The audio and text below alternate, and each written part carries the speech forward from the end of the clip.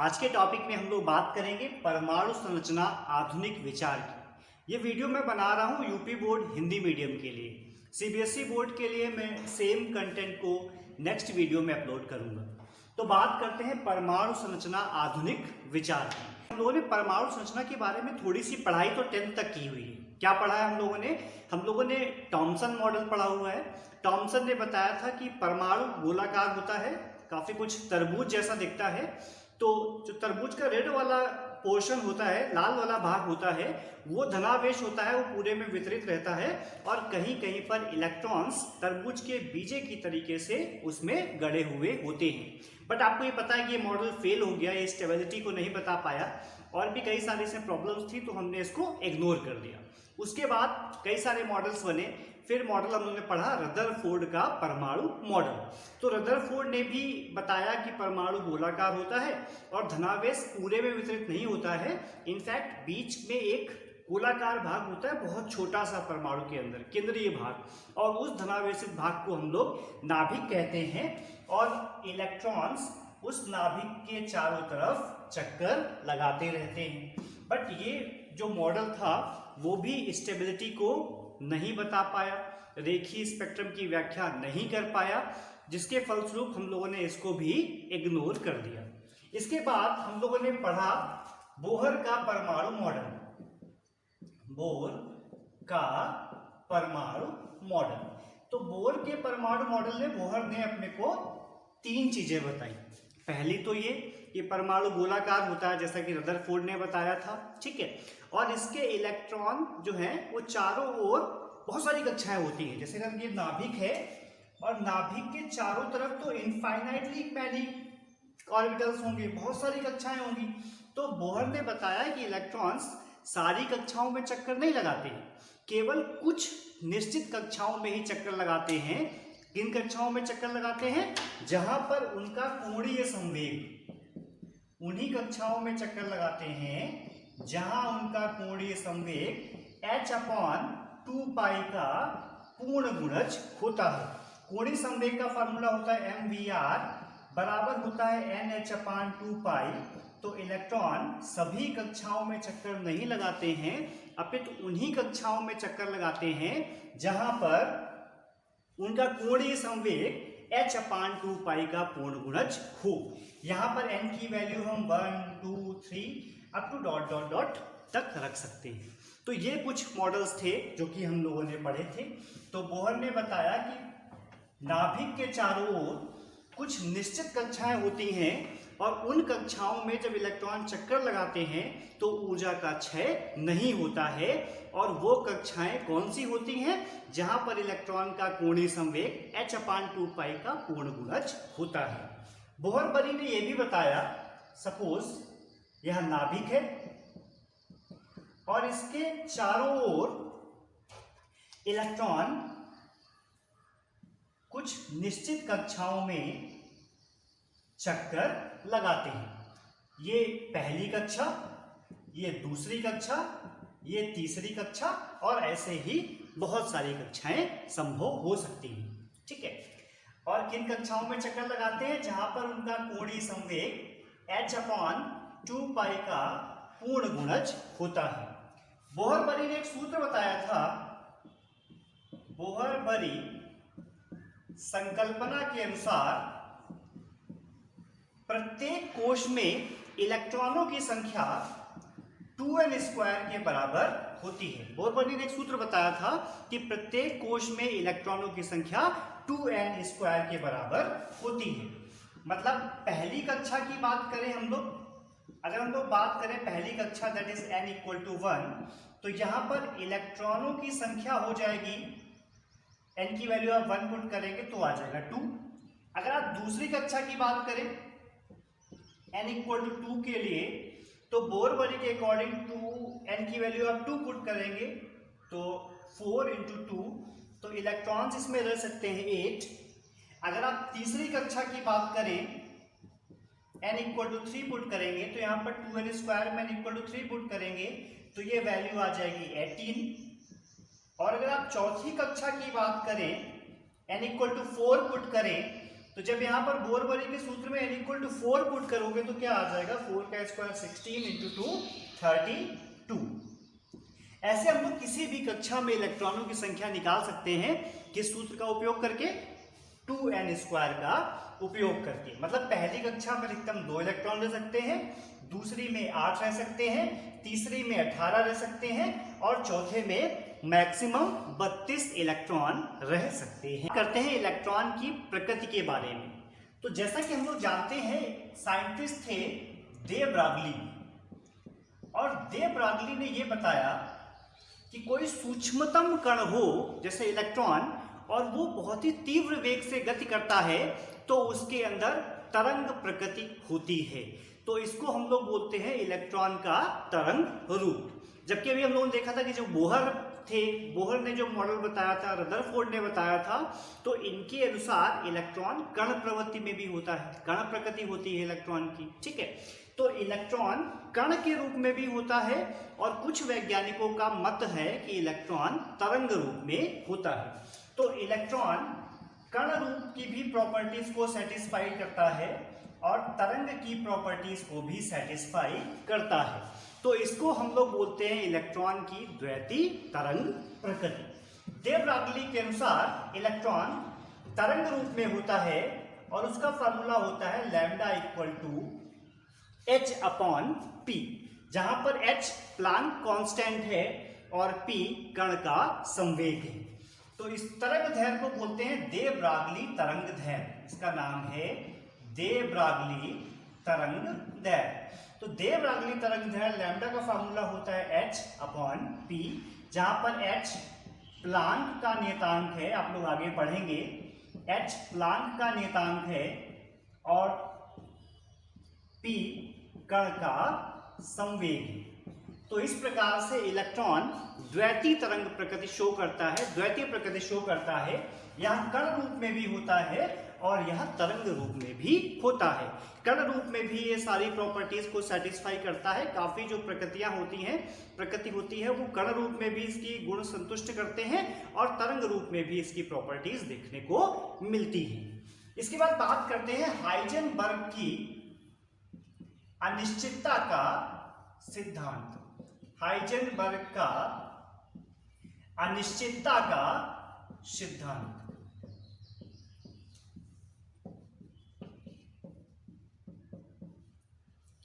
Heisenberg ने बताया था कि कोई सूक्ष्मतम कण हो और बहुत ही तीव्र वेग से गति कर रहा हो तो उसकी स्थिति और संवेग दोनों का एक साथ निर्धारण करना असंभव है।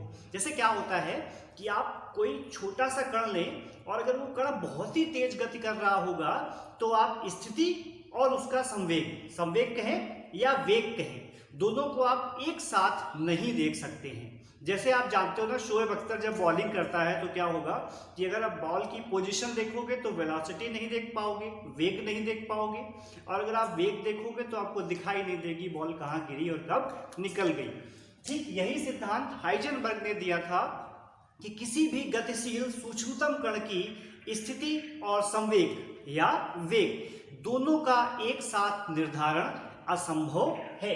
इस सिद्धांत को हाइजेनबर्ग का अनिश्चितता का सिद्धांत कहते हैं। तो इसके अनुसार क्या था, स्थिति में अनिश्चितता डेल्टा x, संवेग में अनिश्चितता delta p will be greater और इक्वल देन h अपॉन 4 पाई। ये मैथमेटिकल एक्सप्रेशन होता है हाइजेनबर्ग की अनिश्चितता का सिद्धांत का। हम लोग जानते हैं कि संवेग p बराबर होता है द्रव्यमान इंटू वेग, तो यहां पर डेल्टा p हो जाएगा m इंटू डेल्टा v। तो इस इक्वेशन को हम लोग ऐसे भी लिख सकते हैं, डेल्टा p की जगह हम लिखेंगे m इंटू डेल्टा v, तो m और इंटू डेल्टा v, और ये delta x will be greater और इक्वल देन h अपॉन 4 पाई। तो इसको हम लोग बोलते हैं हाइजेनबर्ग का अनिश्चितता का सिद्धांत। h आप जानते हैं प्लांक का नियतांक होता है और इसकी वैल्यू होती है 6.6 इंटू 10 की पावर माइनस 34।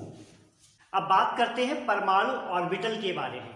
जैसा कि हम लोगों ने पढ़ा कि बोहर के मॉडल में जो परमाणु का केंद्रीय भाग होता है उसको हम लोग नाभिक कहते हैं, और नाभिक के बाहर एक स्पेस होता है और उस स्पेस में इलेक्ट्रॉन उपस्थित होते हैं। मतलब क्या हुआ कि परमाणु नाभिक के चारों ओर का वह त्रिविम क्षेत्र जिसमें इलेक्ट्रॉनों के पाए जाने की संभावना सर्वाधिक होती है। देखिए होता क्या है कि इलेक्ट्रॉन सभी जगह पे उपस्थित नहीं होंगे, कुछ निश्चित कक्षाएं होंगी, कुछ निश्चित विन्यास होगा जहां पर इलेक्ट्रॉनों के पाए जाने की संभावना अधिक होती है। उस क्षेत्र को हम लोग परमाणु ऑर्बिटल कहते हैं। मतलब क्या हुआ कि नाभिक के चारों ओर का वह त्रिविम क्षेत्र, वह आकाश जिसमें इलेक्ट्रॉनों के पाए जाने की संभावना सर्वाधिक होती है, उनको हम लोग परमाणु ऑर्बिटल कहते हैं। तो परमाणु ऑर्बिटल क्या हुए? तो परमाणु ऑर्बिटल वे क्षेत्र होते हैं जहां पर इलेक्ट्रॉनों के पाए जाने की संभावना अधिक होती है, उनको हम लोग परमाणु ऑर्बिटल कहते हैं। आकृति के अनुसार परमाणु ऑर्बिटल 4 प्रकार के होते हैं। जब उनकी आकृति देखी गई, उनका स्ट्रक्चर देखा गया, तो परमाणु ऑर्बिटलों को 4 प्रकार में विभाजित किया गया। कौन कौन से? एक तो s ऑर्बिटल,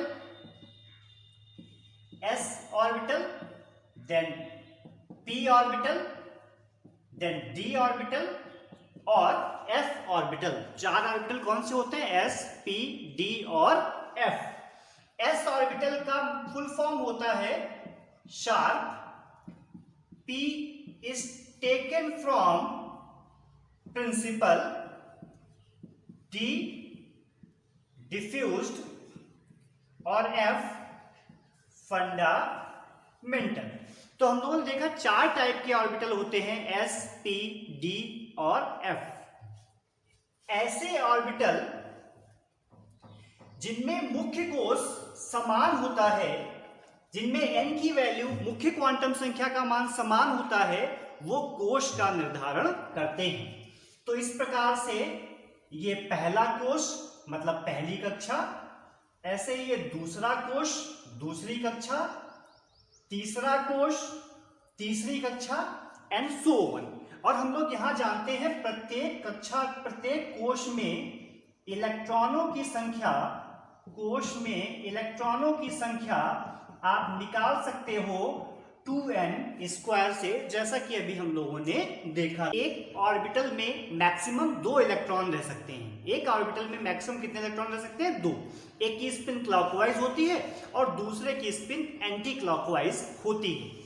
एक s उपकोश होता है वो एक s ऑर्बिटल से बनता है।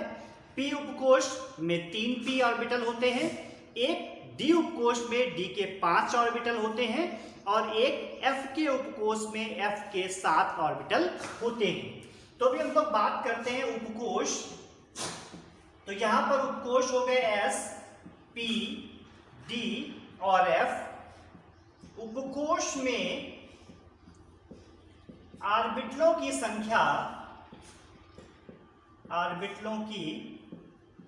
संख्या, तो जैसे कि मैंने आपको बताया कि s में मैक्सिमम, s में एक ऑर्बिटल होता है s उपकोश में, और p उपकोश में p के 3 ऑर्बिटल होते हैं, d में 5 होते हैं और f उपकोश में f के 7 ऑर्बिटल होते हैं। और हम लोग जानते हैं कि प्रत्येक ऑर्बिट में मैक्सिमम इलेक्ट्रॉन 2 रह सकते हैं। इसका मतलब क्या हुआ कि s उपकोश में मैक्सिमम 2 इलेक्ट्रॉन रह सकते हैं, p में मैक्सिमम 6 इलेक्ट्रॉन रह सकते हैं, d में मैक्सिमम 10 इलेक्ट्रॉन रह सकते हैं और f में मैक्सिमम 14 इलेक्ट्रॉन रह सकते हैं। तो s में एक ऑर्बिटल होते हैं और p उपकोश में p के 3 ऑर्बिटल हैं और d में d के 5 ऑर्बिटल हैं और f उपकोश में f के 7 ऑर्बिटल होते हैं। तो इस प्रकार से हम लोगों ने देखा कि किस उपकोश में कितने इलेक्ट्रॉन्स रह सकते हैं। तो s में मैक्सिमम 2 इलेक्ट्रॉन रह सकते हैं। इसको हम लोग रीड करते हैं s2। दिस इज s2 और P में मैक्सिमम 6 रह सकते हैं, इसको हम लोग पढ़ते हैं P6। D में 10 रह सकते हैं, इसको पढ़ते हैं D10।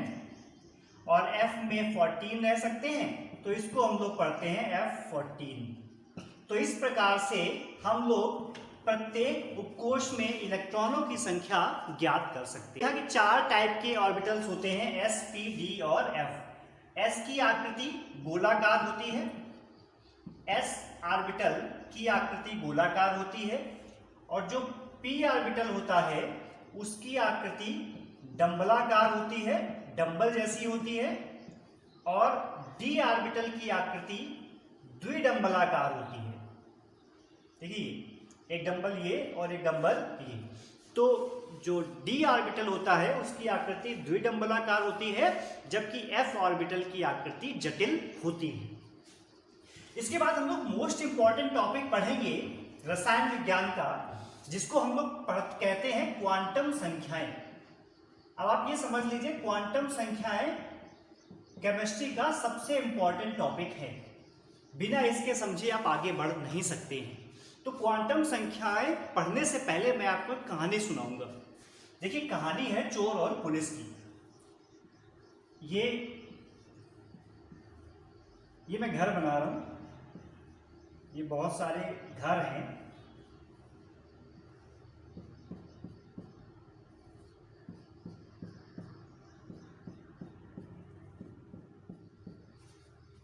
अभी घर में क्या है कि एक जमाती घुस गया है, ठीक है। अभी आप लोग पढ़ रहे हैं ना जमाती के बारे में, तो एक जमाती जो है ना वो कहीं से आया है और इसमें किसी एक घर में घुस गया है और उसको पुलिस ढूंढ रही है, ठीक है। तो पुलिस क्या करेगी, और पुलिस कहीं भी छापा नहीं मार सकती है, पुलिस डायरेक्टली जाएगी और जमाती को पकड़ लेगी। तो देखिए, उसके लिए क्या होगा कि पुलिस ढूंढना चाह रही है कि वो जमाती कहाँ पर रह रहा है। तो यहाँ पर बहुत सारी गलियां हैं। देखिए, ये मेन रोड है और ये बहुत सारी गलियां हैं। पहली गली, ठीक है, ये पहली गली, दूसरी गली, तीसरी गली और चौथी गली। बहुत सारी गलियां हैं इस मोहल्ले में, ठीक है। तो सबसे पहले ये रही हमारी पुलिस, और पुलिस को एक आदमी मिला सबसे पहले। तो पुलिस ने इसको बुलाया, बोला यहाँ आओ, आपका नाम क्या है। तो इसने अपना नाम बताया, मुख्य क्वांटम संख्या। तो इसका नाम पूछा तो इसने बताया मुख्य क्वांटम संख्या।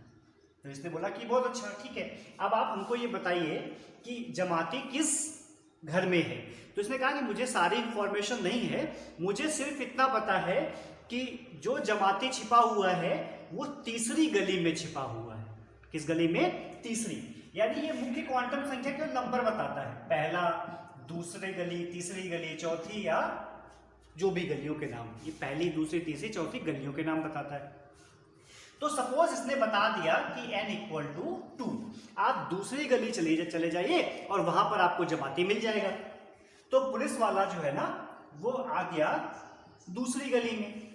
अब जब वो दूसरी गली में पहुंच गया तो यहाँ पर उसको बहुत सारे घर दिखाई दे रहे हैं, 1 2 3 4 5, है ना, बहुत सारे घर दिखाई दे रहे हैं। तो अब इसको प्रॉब्लम आई कि ये किस घर में जाए। तो जैसे यहाँ पर पहुंचा तो इसको एक दूसरा आदमी मिला। इसने पूछा कि भैया आपका नाम क्या है। तो इस दूसरे आदमी ने नाम बताया कि इसका नाम है दिगंशी। तो इसका नाम हो गया क्या? दिगंशी क्वांटम संख्या। तो पहले का नाम था मुख्य क्वांटम संख्या और दूसरे आदमी का नाम मिला दिगंशी क्वांटम संख्या। तो इसने दिगंशी से पूछा कि यार आपको क्या पता है कि वो जो जमाती था वो किस घर में छिपा हुआ है। तो दिगंशी काफी डरा हुआ था। दिगंशी ने बोला कि देखो मैं डायरेक्टली नहीं बताऊंगा आपको, मैं आपको एक हिंट दूंगा। तो बोला कैसा हिंट दोगे? तो इसने बताया कि अगर मैं कह दूं 0 तो आप समझ जाना s ऑर्बिटल, मैं कह दूं 1 तो आप समझ जाना p ऑर्बिटल, मैं कह दूं 2 तो d ऑर्बिटल, और मैं 3 कहूं तो f ऑर्बिटल। तो उसने बताया कि मैं थोड़ा हिंट दूंगा। 0 का मतलब s, 1 का मतलब p, 2 का मतलब d और 3 का मतलब f। तो इसने बोला कि ठीक है भैया बताइए। तो इसने बताया l = 1। तो l = 1 का मतलब क्या हुआ? l = 1 का मतलब हुआ p उपकोष। तो अब ये पहुंच गया, सपोज ये p उपकोष है और ये p उपकोष में पहुंच गया। इसका नाम क्या था? p उपकोष। इस घर का मालूम चल गया, ये घर कौन सा है? ये घर p उपकोष वाला है। और इसी घर में जमाती रुका हुआ है। हमको तो जमाती को पकड़ना है, ठीक है। तो ऐसे अब इस घर में हम लोग जानते हैं ना, पी कोश में कितने ऑर्बिटल होते हैं, 3। तो 3 कमरे बने हुए हैं, तो किसी भी कमरे में तो अचानक से पहुंच नहीं जाओगे जब तक आपको सटीक जानकारी ना हो। तो इसको पुलिस को तीसरा आदमी मिला, तो इसने पूछा कि आपका नाम क्या है। तो इसने बताया मेरा नाम है चुंबकीय। इसका नाम क्या था? चुंबकीय क्वांटम संख्या। तो चुंबकीय क्वांटम संख्या मिला और इसने क्या बताया, इसने कमरा नंबर बताया। इसने बताया कि 3 कमरे हैं पी उपकोष में, तो जमाती किस कमरे में ठहरा हुआ है। तो ये -1, 0 और +1, ये 3 कमरे थे। -1 पहले कमरे के बाहर लिखा हुआ था, होटल में देखते हो आप ना, सब में कमरा नंबर लिखा रहता है, -1, 0 और +1। तो इसने बताया m = 0, इसने वैल्यू बताई m = 0। तो पुलिस वाला पहुंच गया कि पक्का है कि जमाती इसी कमरे में रुका होगा। किस कमरे में? इस वाले कमरे में। अब जब पुलिस वाला अंदर पहुंचा तो वहां प्रॉब्लम, हर ऑर्बिटल में मैक्सिमम 2 इलेक्ट्रॉन रहते हैं, यहां भी 2 इलेक्ट्रॉन थे, 2 लोग ठहरे हुए थे। अब प्रॉब्लम यह है कि उन दोनों में जमाती कौन है ना।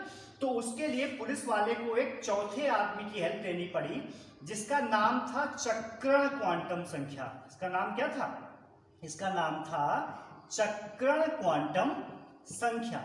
तो चक्रण क्वांटम संख्या ने यह बताया, इसमें 2 लोग ठहरे हुए थे। इस कमरे को जूम करके अगर हम लोग देखें, इसको जूम करके देखा तो इस कमरे में 2 जमाती ठहरे हुए थे। एक तो ये ठहरा हुआ था और दूसरा उल्टा था, इस प्रकार से।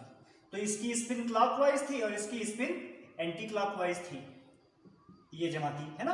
तो इसमें क्या हुआ कि इसने ये बताया कि क्लॉकवाइज वाला जमाती है या एंटी क्लॉकवाइज वाला है। तो अगर क्लॉकवाइज सीधा वाला तो s = +1/2 और -1/2 दूसरे वाले के लिए। तो इसने बोला s = -1/2, तो ये रहा जमाती। और पुलिस वाले ने इस जमाती को पकड़ लिया। देखिए ये जमाती जो है ना, वो पकड़ गया ये। तो पुलिस वाला इस जमाती को पकड़ लाया। तो समझ में आया आपको? ये कहानी समझ में आई? कहानी ये समझ में आई, मैं कहानी आपको इसलिए समझा रहा था कि इलेक्ट्रॉन तक पहुंचने के लिए, जैसे यहां पर जमाती का यूज किया, तो जमाती इलेक्ट्रॉन है, तो इलेक्ट्रॉन की स्थिति और ऊर्जा उस तक सटीक पहुंचने के लिए जिन संख्याओं की आवश्यकता होती है, उन संख्याओं को हम लोग क्वांटम संख्याएं कहते हैं। मतलब क्या हुआ, किसी परमाणु में इलेक्ट्रॉनों की स्थिति और ऊर्जा का संपूर्ण अध्ययन करने के लिए, उनकी पूरी जानकारी के लिए जिन संख्याओं की आवश्यकता होती है, उनको हम लोग क्वांटम संख्याएं कहते हैं। और ये क्वांटम संख्याएं 4 प्रकार की होती हैं। मुख्य क्वांटम संख्या, दिगंशी क्वांटम संख्या, चुंबकीय क्वांटम संख्या और चक्रण क्वांटम संख्या। तो आइए एक बार क्वांटम संख्या को फिर से समझते हैं।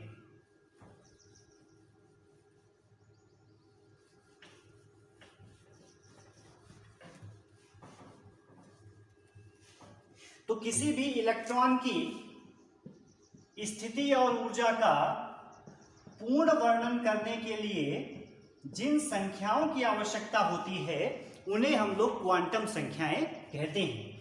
क्वांटम संख्या 4 प्रकार की होती हैं। नंबर 1 मुख्य क्वांटम संख्या। मुख्य क्वांटम संख्या, मुख्य क्वांटम संख्या क्या बताती है? ये कोश को बताती है, ये मुख्य ऊर्जा स्तर या मुख्य कोश को बताती है। इसकी वैल्यू 1 2 3 4 ... हो सकती है। मतलब अगर ये नाभिक है, ये हो गया नाभिक, तो ये पहला कोश, दूसरा कोश, तीसरा कोश। तो ये क्या बताती है? ये मुख्य ऊर्जा स्तर या मुख्य कोश को प्रदर्शित करती है। जो दूसरी है उसको हम लोग बोलते हैं दिगंशी क्वांटम संख्या। दिगंशी क्वांटम संख्या। दिगंशी क्वांटम संख्या इलेक्ट्रॉन के उप ऊर्जा स्तर या उपकोश को प्रदर्शित करती है। ये क्या बताती है? इलेक्ट्रॉन के उप ऊर्जा स्तर या उपकोश को प्रदर्शित करती है। जैसे मतलब क्या हुआ, आप ऐसे समझिए कि सपोज तीसरे कोश की हम लोग बात कर रहे हैं। किस कोश की बात कर रहे हैं? तीसरे कोश की। तो अगर हम लोग बात करेंगे कि कोश है तीसरा और तीसरे कोश में अधिकतम इलेक्ट्रॉन कितने रह सकते हैं? तो तीसरे कोश में अधिकतम इलेक्ट्रॉन रह सकते हैं 2n², तो इसकी वैल्यू आ जाएगी 18। तो मैक्सिमम कितने इलेक्ट्रॉन रह सकते हैं? 18। तो अब 18 इलेक्ट्रॉन्स रखने हैं तो s में 2 आ जाएंगी, तो 2 इलेक्ट्रॉन तो s ऑर्बिटल में s उपकोश में आ गए, और 6 इलेक्ट्रॉन p में आ जाएंगे। p में 6 से ज्यादा तो हो नहीं सकते हैं, तो 2s में, 6 p में, और 10 इलेक्ट्रॉन आएंगे d में। तो इसका मतलब क्या हुआ कि तीसरे उपकोश में s भी होता है, p भी होता है और d भी होता है, 3s, 3p और 3d। तो ये s, p और d बताता है क्या? दिगंशी क्वांटम संख्या। इसको हम लोग l से प्रदर्शित करते हैं। यह क्या बताता है? यह इलेक्ट्रॉन के उप ऊर्जा स्तर, यह उपकोश को प्रदर्शित करता है।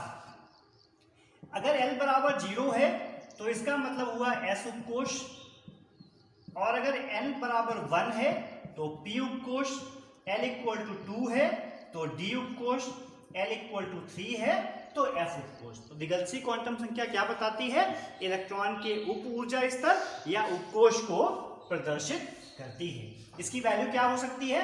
0 हो सकती है, 1 हो सकती है, 2 हो सकती है या 3 हो सकती है। अब बात करते हैं तीसरी क्वांटम संख्या की, जिसको हम लोग बोलते हैं चुंबकीय क्वांटम संख्या।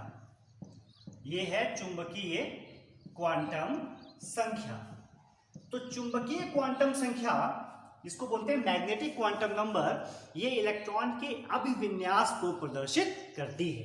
अभिविन्यास का मतलब क्या हुआ कि सपोज आपने बोल दिया l equal to 1, l equal to 1 का मतलब हुआ p उपकोश। अब p उपकोश में तो p के 3 ऑर्बिटल हैं, तो मतलब ये वाला कमरा, ये वाला कमरा या ये वाला कमरा। तो l इक्वल टू 1 के लिए इसकी वैल्यू होती है -1, 0 और +1। तो l के किसी भी वैल्यू के लिए m के संभावित मान -l से +l तक होते हैं। जैसे अगर p उपकोश है तो -1, 0, +1, और d उपकोश है तो l की वैल्यू तो 2 हो जाएगी, तो -2, -1, 0, +1 और +2। तो इस प्रकार से हम लोगों ने समझा कि चुंबकीय क्वांटम संख्या क्या होती है। यह इलेक्ट्रॉन के अभिविन्यास को प्रदर्शित करती है। चौथी है चक्रण क्वांटम संख्या। तो चक्रण क्वांटम संख्या को हम लोग प्रदर्शित करते हैं s से, स्पिन क्वांटम नंबर। तो यह क्या बताती है? यह उसके उपकोश के जो ऑर्बिटल होता है उसमें इलेक्ट्रॉन की स्पिन को बताता है कि इलेक्ट्रॉन की स्पिन क्लॉकवाइज है या इलेक्ट्रॉन की स्पिन एंटी क्लॉकवाइज है। मैंने बताया ऑर्बिटल में 2 इलेक्ट्रॉन्स रहते हैं, तो एक के लिए s इक्वल टू 1/2 होगा और दूसरे के लिए s की वैल्यू -1/2 होगी। तो s की वैल्यू 1/2 हो सकती है या s की वैल्यू -1/2 हो सकती है। एक एग्जांपल देखते हैं कि n इक्वल टू 3 के लिए सभी क्वांटम संख्याओं के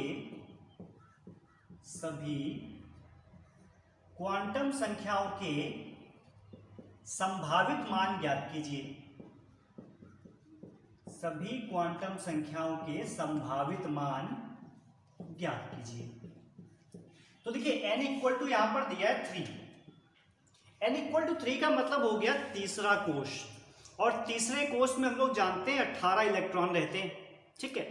तो 2 इलेक्ट्रॉन तो s ऑर्बिटल में रहेंगे, s उपकोश में रहेंगे, 6 इलेक्ट्रॉन f उपकोश में रहेंगे और 10 इलेक्ट्रॉन d उपकोश में रहेंगे, ठीक है। तो यहां पर l के मान क्या हो सकते हैं? l का मान 0 भी हो सकता है, s भी हो सकता है, 1 भी हो सकता है और 2 भी हो सकता है। तो तीसरे में s भी होता है, s उपकोश, p भी होता है और d भी होता है। अब अगर l उपकोश है तो l में तो जानते हो एक ही ऑर्बिटल होता है, तो m का अब यहाँ पर एक ऑर्बिटल केवल है, ठीक है। तो उसका कर्ण नंबर भी क्या हो जाएगा? 0। p में 3 ऑर्बिटल होते हैं, फर्स्ट, सेकेंड और थर्ड, तो m के मान क्या हो सकते हैं? -1, 0 और +1। तो m की वैल्यू हो सकती है -1, 0 और +1।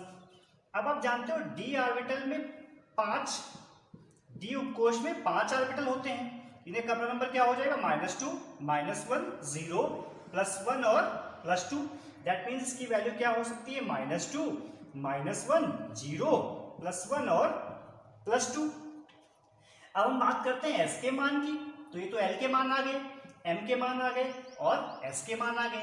तो देखिए एल के कुल कितने मान आए, अगर हम बात करते हैं कुल मान, तो कुल मान एस के 1, 2 और 3, तो कुल मान 3 आए, मतलब जितने एन के मान हैं उतने ही। अगर आप एन के मान देखो तो 0, 1, 2, 3, 4, 5, 6, 7, 8 और 9, तो एम के कुल मान आए 9। एम के कुल मान जो हैं वो बराबर हैं 9 के। 9 मतलब 3 का स्क्वायर। तो अगर n का मान दिया जाएगा तो m के कुल मान कितने होते हैं, n²। अब देखिए ये ऑर्बिट आ गया और हम लोग जानते हैं हर ऑर्बिटल में 2 इलेक्ट्रॉन रहते हैं, तो s की वैल्यू क्या हो जाएगी, +1/2 और -1/2। यानी हर एक कोश के लिए, हर एक ऑर्बिटल के लिए इसकी वैल्यू क्या हो जाएगी, +1/2, -1/2। इसके लिए भी +1/2, -1/2, +1/2, -1/2।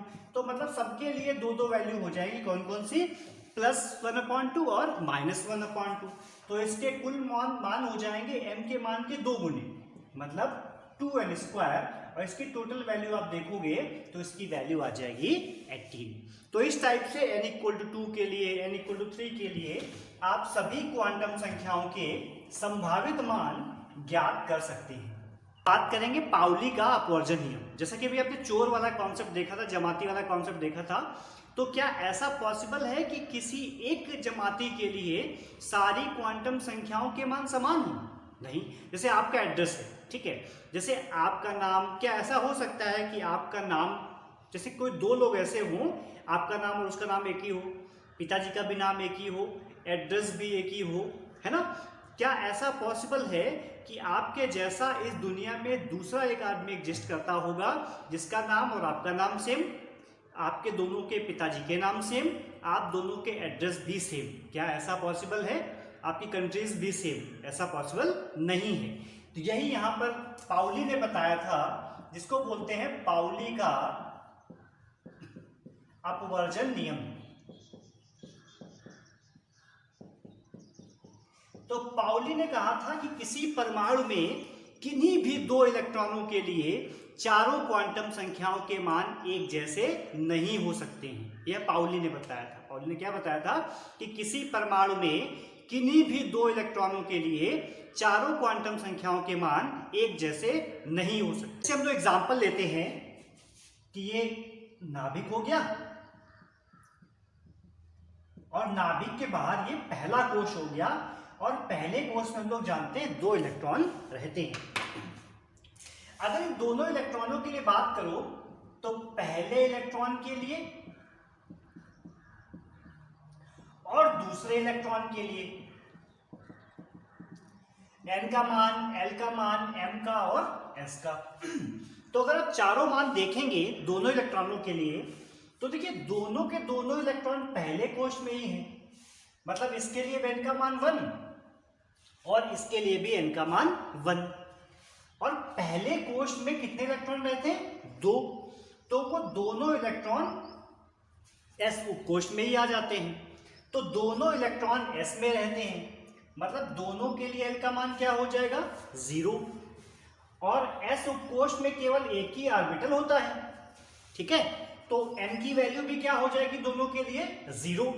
बट एक इलेक्ट्रॉन यहां पर क्लॉकवाइज होगा, सीधा होगा, और दूसरा उल्टा, मतलब एक क्लॉकवाइज होगा और एक एंटी क्लॉकवाइज स्पिन शो कर रहा होगा। तो पहले के लिए s का वैल्यू 1/2 और दूसरे के लिए s की वैल्यू हो जाएगी -1/2। मतलब क्या हुआ कि हम लोग किसी परमाणु में आप कोई भी 2 इलेक्ट्रॉन ले लीजिए, उनके लिए चारों क्वांटम संख्याओं के मान समान नहीं हो सकते हैं, ऐसा पाउली ने बताया था। अब हम लोग बात करते हैं हुंड के नियम की। हुंड का नियम, हुंड ने कहा था जहां तक संभव हो किसी उपकोश में अयुग्मित इलेक्ट्रॉनों की संख्या अधिकतम होती है। तथा अयुग्मित इलेक्ट्रॉनों की स्पिन समदिश होती है। कैसे?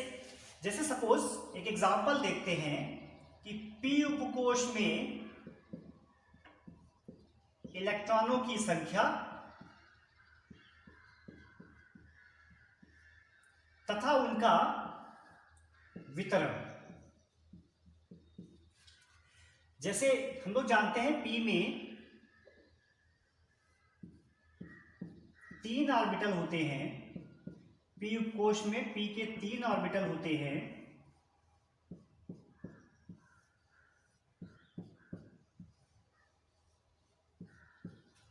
अगर p में 1 इलेक्ट्रॉन होगा तो पहले ऑर्बिटल में आ जाएगा। अगर p उपकोष में 2 इलेक्ट्रॉन आएंगे तो ये पहला इलेक्ट्रॉन और ये दूसरा, मतलब दूसरा इलेक्ट्रॉन ऐसा नहीं होगा कि पहले के साथ में ही आ जाए। क्या होगा? नेक्स्ट ऑर्बिटल में जाएगा, मतलब पहले अकेले रहेगा। हुंड के नियम में क्या था? जहां तक संभव हो किसी उपकोष में अयुग्मित इलेक्ट्रॉनों की संख्या अधिकतम होती है, मतलब ऑर्बिटल में अलग अलग अकेले रहने की प्रवृत्ति इलेक्ट्रॉनों की होती है। अगर 3 इलेक्ट्रॉन होंगे तो ये पहला, ये दूसरा और ये तीसरा। अगर 4 इलेक्ट्रॉन होंगे तो ये पहला इलेक्ट्रॉन, ये दूसरा, ये वाला तीसरा और ये चौथा। अगर 5 इलेक्ट्रॉन होंगे, पहला इलेक्ट्रॉन, दूसरा, तीसरा और चौथा यहां प्रवेश करेगा, पांचवा यहां प्रवेश करेगा। 6 इलेक्ट्रॉन होंगे तो पहला इलेक्ट्रॉन, दूसरा, तीसरा, चौथा, पांचवा और छठा। तो इस प्रकार से इलेक्ट्रॉनों का वितरण होता है। ये पहला इलेक्ट्रॉन, ये दूसरा, ये तीसरा, ये चौथा, ये पांचवा और ये छठा। तो जहां तक संभव हो किसी उपकोष में अयुग्मित इलेक्ट्रॉनों की संख्या अधिकतम होती है तथा उनकी स्पिन समुद्दिश होती है, इसे हम लोग हुंड का नियम कहते हैं। हुंड के नियम के बाद हम लोग पढ़ेंगे अफबाउ का नियम। अफबाउ का नियम, अफबाउ ने बताया था कि इलेक्ट्रॉन निम्नतम ऊर्जा के रिक्त ऑर्बिटलों में क्रम से प्रवेश करते हैं। जो इलेक्ट्रॉन प्रवेश करते हैं वो निम्नतम ऊर्जा के रिक्त ऑर्बिटलों में क्रम से प्रवेश करते हैं। तो ऊर्जा का क्रम आप याद रखेंगे यहां पर 1s से ज्यादा ऊर्जा होती है 2s की, 2p, 3s, 3p, 4s, 3d dot dot dot. आप इस टाइप से एक ऊर्जा क्रम याद करेंगे। इलेक्ट्रॉन निम्नतम ऊर्जा के रिक्त ऑर्बिटलों में क्रम से प्रवेश करता है। सबसे पहले इलेक्ट्रॉन कहां प्रवेश करता है? 1s में, उसके बाद 2s में, उसके बाद 2p में, फिर 3s में, फिर 3p में, 4s में और 3d में। आप रिवीजन करेंगे 1-2 बार तो आपको याद हो जाएगा।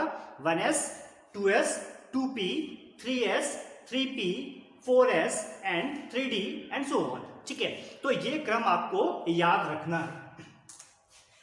अगर आप भूल भी जाएं तो आप याद रखेंगे n+l नियम, जिसके आधार पर आप ये निकाल सकते हैं कि किस ऑर्बिटल की ऊर्जा ज्यादा है और किसकी कम है। तो अफबाउ ने क्या बताया था कि इलेक्ट्रॉन निम्नतम ऊर्जा के रिक्त ऑर्बिटलों में क्रम से प्रवेश करते हैं, यानी इलेक्ट्रॉन पहले निम्नतम ऊर्जा में प्रवेश करते हैं और उसके बाद अधिकतम ऊर्जा में इलेक्ट्रॉन प्रवेश करते हैं। जैसे 2 ऑर्बिटल दिए हैं, सपोज 3s की इलेक्ट्रॉन पहले 3s में प्रवेश करेगा या पहले इलेक्ट्रॉन प्रवेश करेगा 4s में। अब हम लोग सपोज भूल गए है ना कि इलेक्ट्रॉन पहले 3s में प्रवेश करता है कि पहले 4s में प्रवेश करता है। तो आप क्या कीजिए, इन दोनों के लिए n की वैल्यू निकाल लीजिए और l की वैल्यू निकाल लीजिए। तो देखिए इसके लिए n की वैल्यू क्या 3 और यहां पर n की वैल्यू ये लिखी हुई है इसके पहले क्या 4। अब इसके लिए 3s के लिए l की वैल्यू क्या हो जाएगी? देखो s है तो l की वैल्यू हो जाएगी 0। यहां भी s उपकोष है तो इसकी वैल्यू भी 0। आप n+l सम कर लीजिए तो यहाँ वैल्यू 3 और यहाँ वैल्यू 4। तो देखिए इसकी ऊर्जा कम है, इसके लिए n+l का मान कम है। तो इलेक्ट्रॉन पहले उस उपकोष में प्रवेश करेगा जिसके लिए n+l का मान कम होता है। तो यहाँ पर 3s के लिए n+l का मान कम है, इसलिए इलेक्ट्रॉन पहले n+l में प्रवेश 3s में प्रवेश करेगा। कभी कभी ऐसा भी होता है कि आप n+l की वैल्यू निकालेंगे और वो सेम आ जाएगी। सेकेंड केस, जैसे हम लोग बात करें कि इलेक्ट्रॉन पहले 3s में प्रवेश करेगा कि पहले 2p में प्रवेश करेगा, तो आप 3s के लिए n की वैल्यू निकालें तो देखिए 3, यहां पर n की वैल्यू निकालें तो 2, अगर आप l की वैल्यू निकालिए तो s उपकोष है तो 0, यहाँ p उपकोष है तो l की वैल्यू 1। तो अगर आप सम निकालेंगे n प्लस l का तो यहाँ भी 3 और यहाँ भी 3। अब देखिए दोनों कंडीशन पे n प्लस l का मान सेम है ना, तो इन्हें डीजेनरेटेड ऑर्बिटल्स कहते हैं, जिनके लिए ऊर्जा जिनकी समान होती है। तो यहाँ पर हम क्या करेंगे कि जिसके लिए मुख्य क्वांटम संख्या का मान कम होगा, यहाँ पर मुख्य क्वांटम संख्या क्या है 3 और यहाँ क्या है 2, तो ये पहले मिल जाएगा। तो जिसके लिए मुख्य क्वांटम संख्या का मान कम है इलेक्ट्रॉन वहां प्रवेश करेगा। तो n प्लस l क्या होता है कि इलेक्ट्रॉन पहले उस ऑर्बिटल में प्रवेश करता है, उस उपकोष में प्रवेश करता है जिसके लिए n प्लस l का मान कम है। अगर n प्लस l का मान समान हो जाता है तो जिसके लिए n मुख्य क्वांटम संख्या का मान कम हो, इलेक्ट्रॉन पहले उस उपकोष में प्रवेश करता है। तो अफबाउ नियम के आधार पर आप किसी का भी इलेक्ट्रॉनिक विन्यास बना सकते हैं। जैसे हम लोग बनाते हैं हाइड्रोजन परमाणु क्रमांक 1 का इलेक्ट्रॉनिक विन्यास, तो इसके लिए देखेंगे 1s1, इसमें एक ही इलेक्ट्रॉन है और सबसे पहले इलेक्ट्रॉन कहाँ प्रवेश करता है 1s 2s 2p 3s 3p 4s और 3d में, तो एक इलेक्ट्रॉन s में आ गया। अगर आप बात करें हीलियम एटॉमिक नंबर 2, तो 2 इलेक्ट्रॉन है और दोनों इलेक्ट्रॉन s उपकोष में आ जाएंगे, तो इलेक्ट्रॉनिक विन्यास हो गया 1s2। अगर आप 3 का इलेक्ट्रॉनिक विन्यास बनाएं तो देखिए 3 इलेक्ट्रॉन है, तो क्रम क्या है आपने लिख रखा है 1s 2s 2p 3s 3p 4s और 3d एंड सो ऑन। तो अभी यहाँ पर देखिए 3, तो सबसे पहले 2 इलेक्ट्रॉन तो 1s में आ जाएंगे। अब 1s 3 नहीं हो सकता है क्योंकि s में मैक्सिमम कितने इलेक्ट्रॉन रह सकते हैं 2, तो 1s2 हो गया। इसके आगे क्या आया 2s, अब इलेक्ट्रॉन तो एक ही बचा ना, तो 2 तो यहां आ गए, तो यहां आ जाएगा 1। अगर आप बात करें बेरिलियम एटॉमिक नंबर 4, 1s2 और 2 इलेक्ट्रॉन और तो 2s2, समझ में आया। जैसे आप बात करते हैं बोरान का एटॉमिक नंबर 5, इसके पास 5 इलेक्ट्रॉन है, तो 2 इलेक्ट्रॉन तो इसमें आ जाएंगे 1s2, 2 इलेक्ट्रॉन इसमें आ जाएंगे 2s2 के सारे हो गए, नहीं अभी एक बचा हुआ है, अब वो किस में आ जाएगा 2p में, तो 2p1। तो इस टाइप से हम लोग किसी का भी इलेक्ट्रॉनिक विन्यास बना सकते हैं। थोड़ा सा आगे बढ़ते हैं, थोड़े बड़े इलेक्ट्रॉनिक विन्यास देखते हैं। जैसे हम लोग इलेक्ट्रॉनिक में बनाते हैं क्लोरीन का 17, तो यहां पर देखिए इसके पास 17 इलेक्ट्रॉन्स हैं, तो 1s2 2s2 2p6 3s2, count करते रहना तो आप आगे निकल जाएंगे।